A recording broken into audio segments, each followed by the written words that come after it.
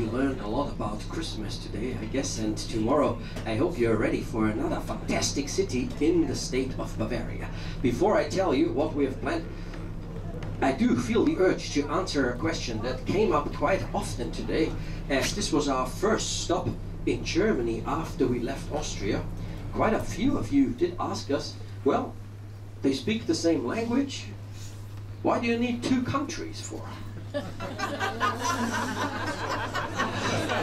It took me a few hours to look for a good answer. Well, we do need those two countries because historically and culturally speaking, the Austrians have a totally different background, and also from their mentality and from their sense of humor, it is totally different. So to give you some examples, when we Austrians refer to our big neighbors, the Germans, we always like to explain that to foreigners with a saying. We always say, in Germany the situation is serious but not hopeless.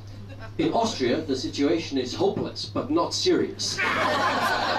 So far for the sense of humor. And also whenever you come to Austria and party there, and then you go to the, let's say, to the north of Germany, you will see the difference in the mentality.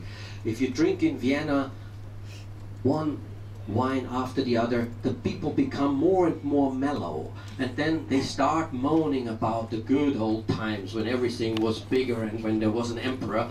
At the same stage of drunkenness, the Germans would already dance on the tables like crazy, and have the whole place be rocking. So there is a certain mentality difference that you will spot out. So let's leave it with those two countries for the while, and now let me tell you what a fantastic day we have planned for you tomorrow, with very narrow little lanes, a beautiful cathedral in the middle, and they took a lot of influence also from the tradesmen, from the merchants of Italy. So tomorrow when you walk through Regensburg, you might think, well, tomorrow with the winter weather, maybe not, but in the summertime, you might think, this feels like being in Tuscany.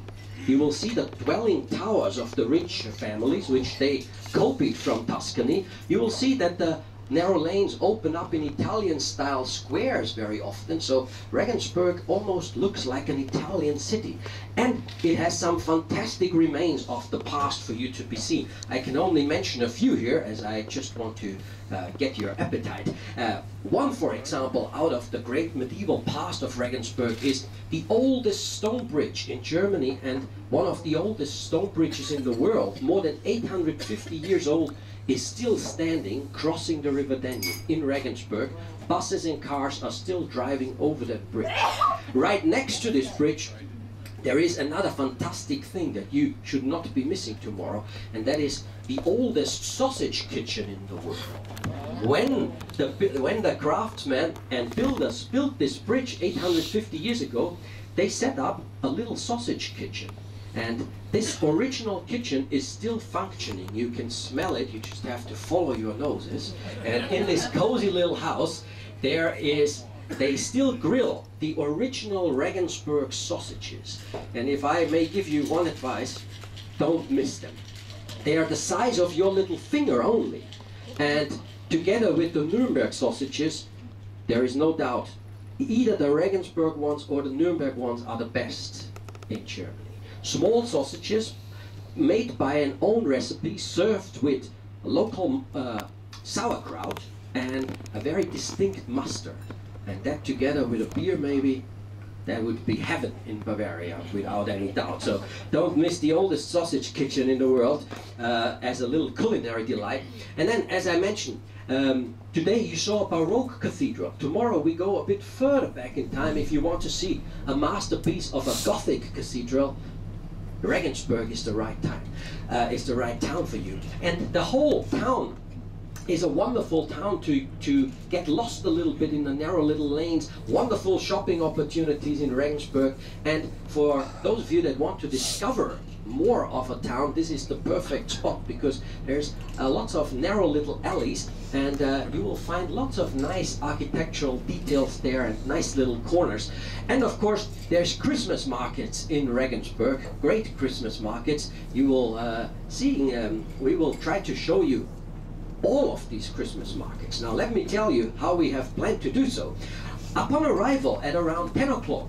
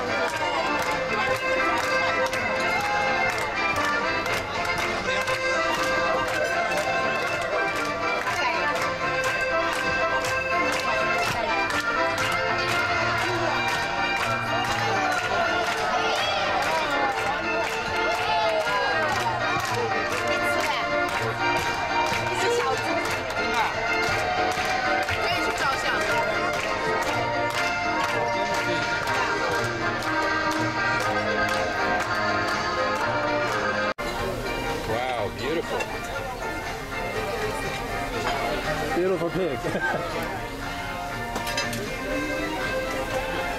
Look at